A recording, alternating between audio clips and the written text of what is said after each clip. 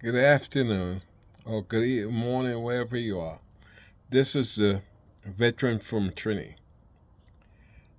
And today, I, I have to laugh at myself because for the last couple of videos I've done, they haven't done very well. I haven't picked up any new subscribers in a while, or my viewership has been real low.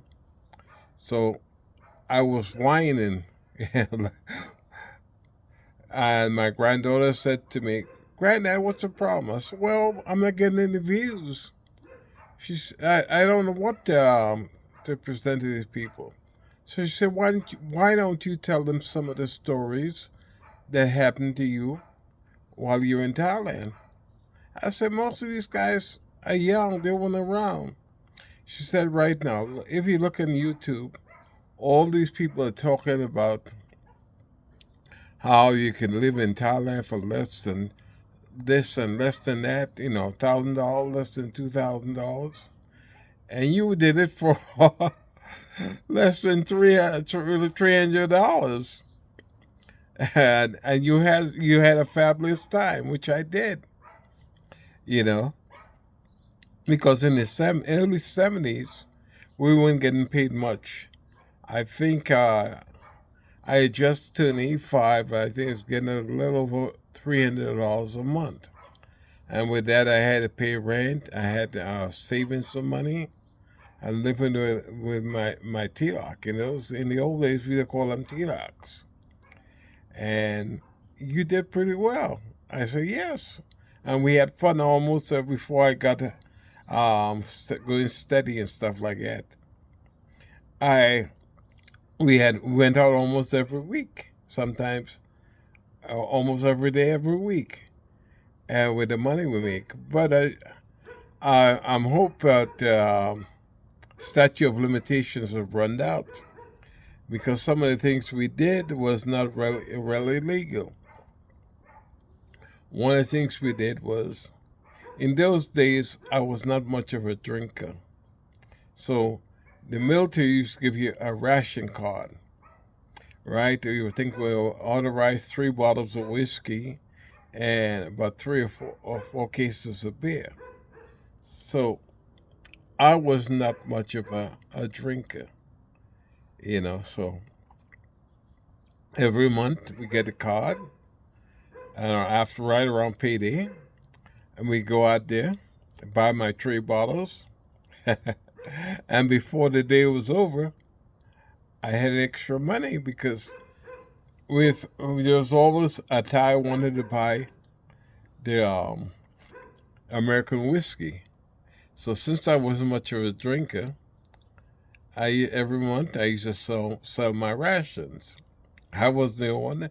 Quite a few of the guys when I got there, the guys informed me how to do it, you know, and if I was no, we wouldn't get in no trouble because you're drinking. I said, but some of the other guys were doing worse than that. They were because at that time we all authorized to buy any kind of stereo equipment and stuff like that. But I didn't want to take a chance with those, so I just basically stick to alcohol. I would sell my alcohol, make a few dollars. I'd sell the first 2 and keep one just in case. And one of them ration, and towards the end of the month, I'd get rid of it. And so also I would sell my beer because I don't know why the Thai wanted American beer, because I was drinking a Thai beer. And it was good because I love Thai beer. Well, guys sing it sing high, but we used to call it sing high, you know. And we also used to think the beer was like for how much embalming fluid, and we used to give the hell about that. Because, man, if you drink 1 or 2 of those big bottles, they had the big bottles, it would knock you in your butt. And I wasn't much of a drinker, so I didn't mind getting it. And then anywhere you go, the friendly Thai guy is always off you loud which is their interpretation of Thai whiskey. It was good, and we had a good time, and I had a few dollars. We went partying all the time. You know, it was some good days.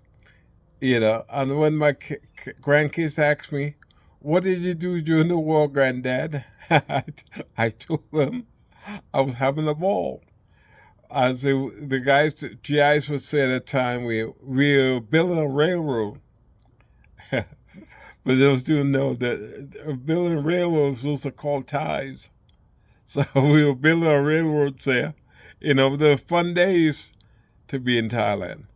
You know, Plus we always had buddies coming over from Vietnam War and R&R, and we would take them out and we have a grand time. And they'll say when you Pat Pong was a party in place. We go down there. Some of the shows were unbelievable. I never knew you could do some of those acts with cigarettes. I can't discuss it though, you know.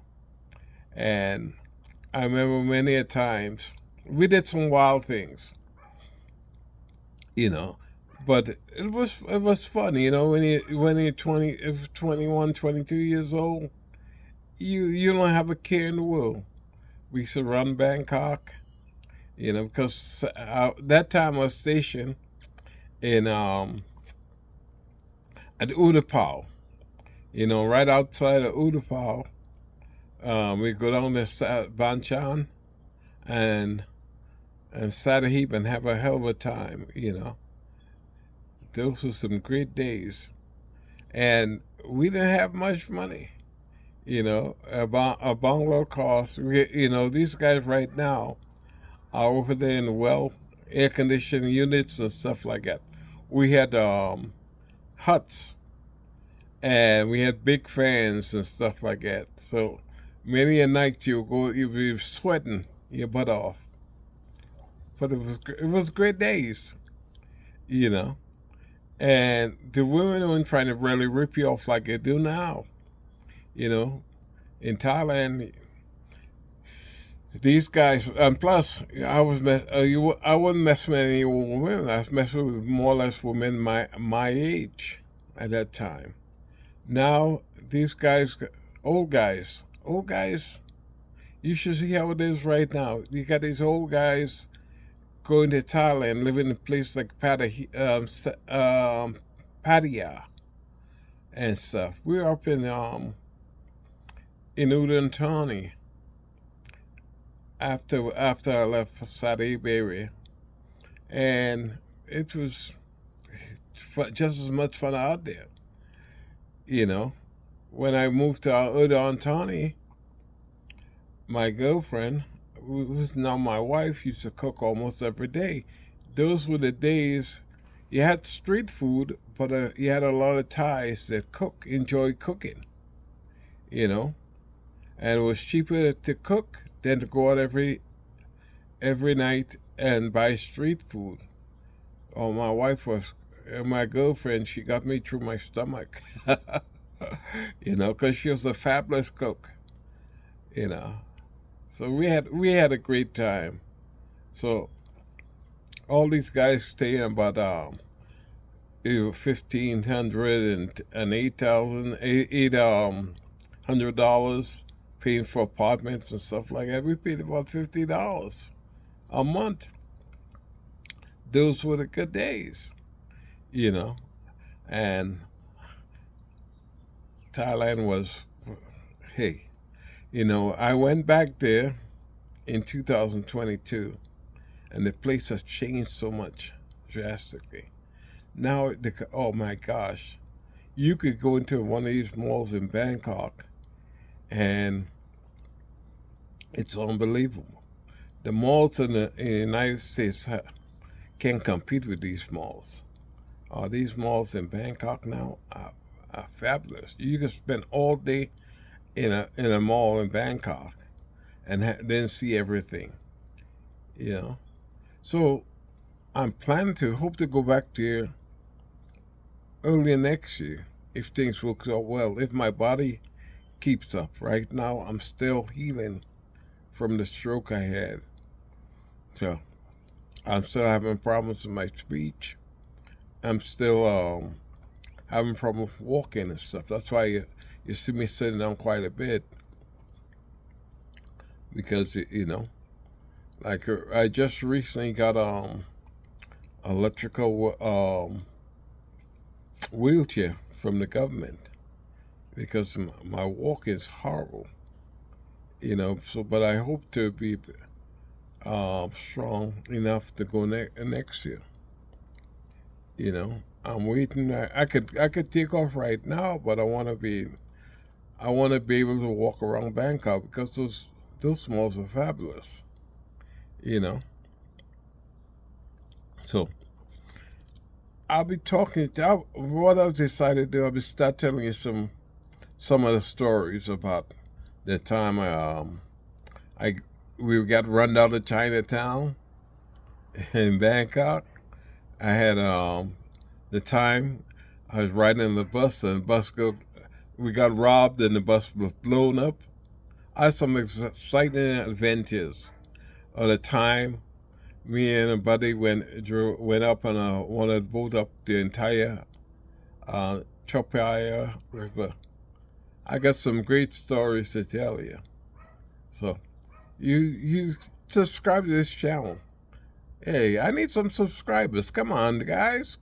Give a brother a break. I want to have some fun with this channel and tell you about the good life. We had some fun. It was fun being a GI in Thailand during the war years.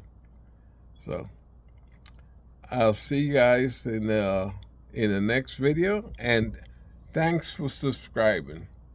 Bye.